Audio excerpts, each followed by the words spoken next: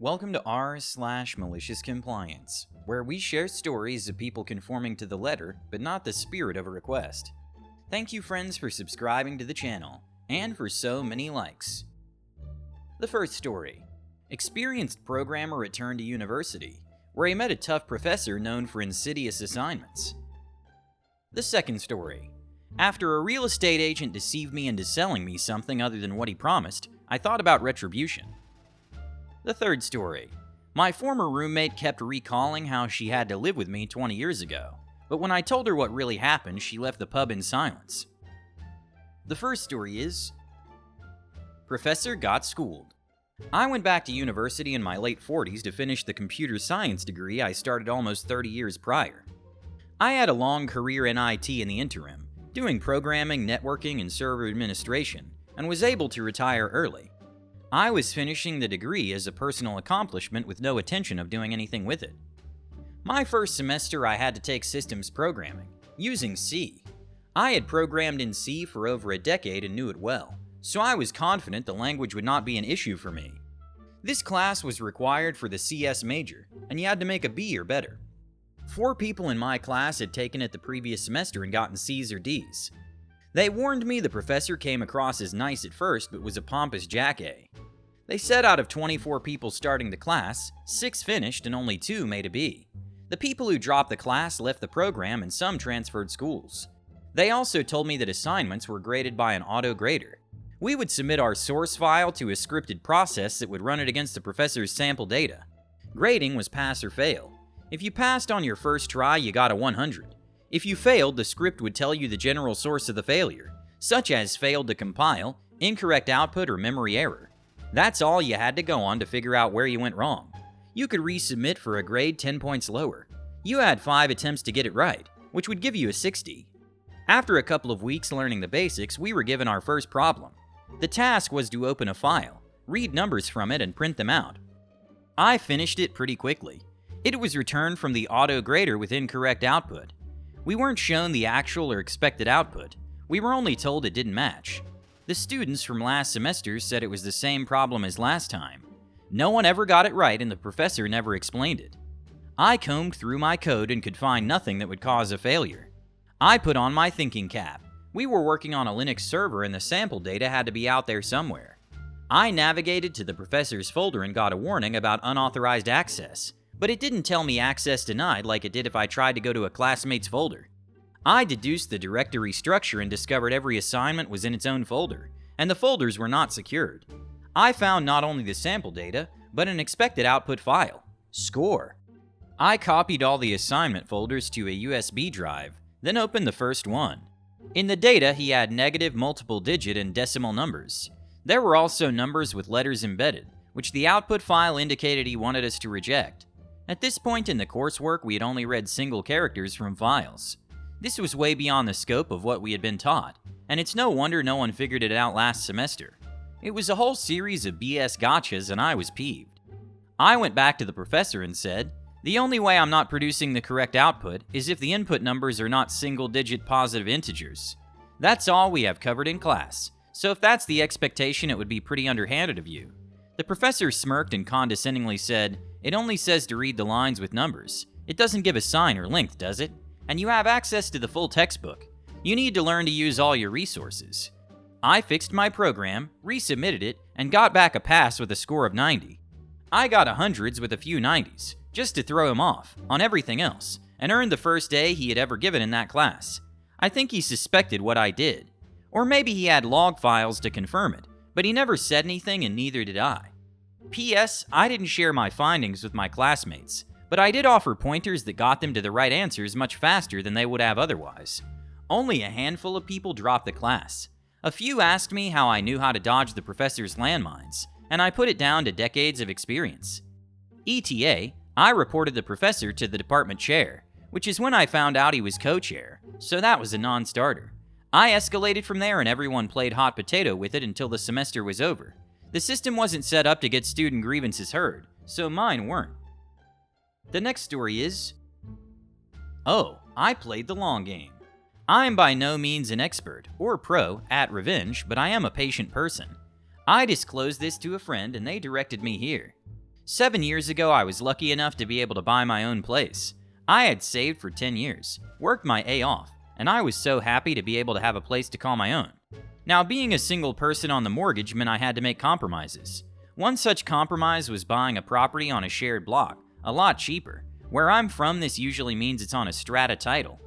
For some, that's a bonus, as it means there's a communal fund for repairs. Typically, insurance is cheaper as it's collective, and other things like maintenance being taken care of. Strata titles also come with a lot of bylaws and restrictions on what you can and can't do. I'm a pretty private and introverted person, so having to deal with people and have limits on how I live was a no-no.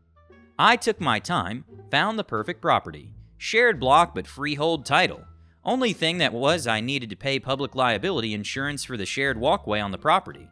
Split equally between owners. The real estate agent is local to my area. There's also about 3 degrees of separation between us. He has friends who are friends with my friends type of thing. Didn't know him but knew of him, so that sort of felt good too. About 5 months after I move in, I get a knock on the door from the owner, landlord of the property next to me, to discuss insurance. Not a problem. I ask for a copy of the policy so I have a record. It gets sent through and lo and behold, it's for strata insurance. I was incredibly confused, and after much back and forth, the property isn't a freehold title but a strata title. I called my lawyer who conveyed the title, etc. He was dumbfounded, but over it all did the right thing and made things as right as they could. I arranged for a meeting with the real estate agent. I brought emails and printouts of the ads they had, all saying it was freehold. Emails between the real estate agent and my lawyer discussing its freehold status. Despite it being an absolute black and white, he refused to accept any fault or offer anything to make things right. I don't begrudge that. He's looking out for himself. I get that. However, I wouldn't forget it. I did enter into mediation with the real estate agent, and all I asked for was, when the time came for me to sell, they'd do it or cover the costs. I thought this was reasonable.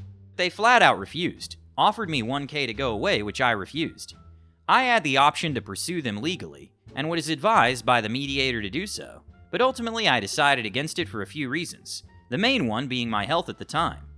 So I planned and plotted, and I schemed and convinced as to how to get back at this son of a bee, and I settled on this. I found his personal Facebook page, which wasn't set to private, saw some photos of a boys on tour trip he went on a few weeks prior, so about 5 to 6 months after I bought the property. I also found his address through a business registration search. On the anniversary of the sale, for 6 years straight, I sent them flowers with a note. Dear real estate agent, remembering you on this our special day. She has your eyes. Love, L. They varied ever so slightly over the years, but always had on this our special day, and some weird inference to a love child and a desire to reconnect. I also from time to time arranged for postcards and letters to be sent from another country. The one he was on tour in, always signed Love L. I learned about 3 weeks ago that this guy had recently divorced, lost his home, and is not longer working as a real estate agent. His wife had found out he cheated on her. The story I was told, through said friends of friends, went along the lines of, he would get weird gifts and flowers every year, same day every year. She, his wife, finally put 2 and 2 together, and realized what the date was, and he admitted to cheating on her.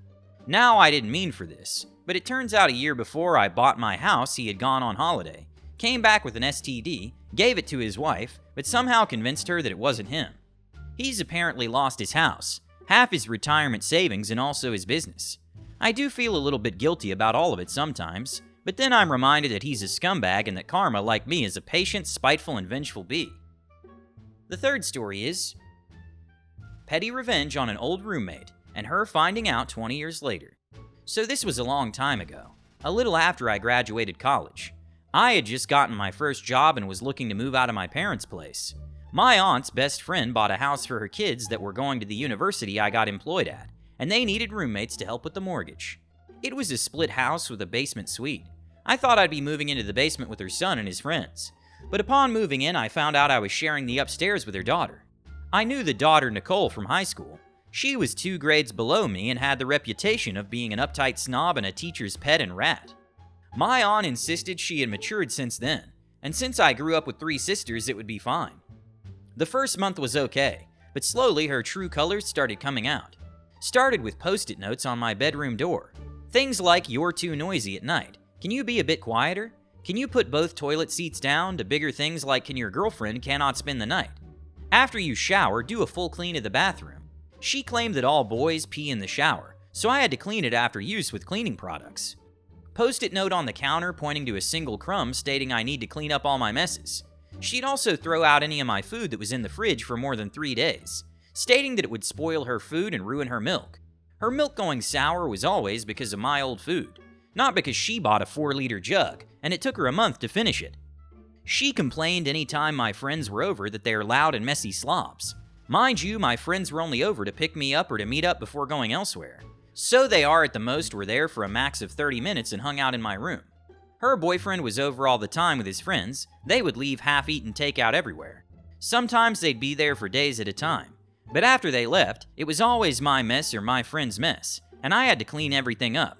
Oh, and her boyfriend always ate my food and drank my beers. But if I used a bit of one of her condiments, I had to replace the whole thing. Anytime I confronted Nicole, or called her out on her BS, she ran off to her room and shut the door.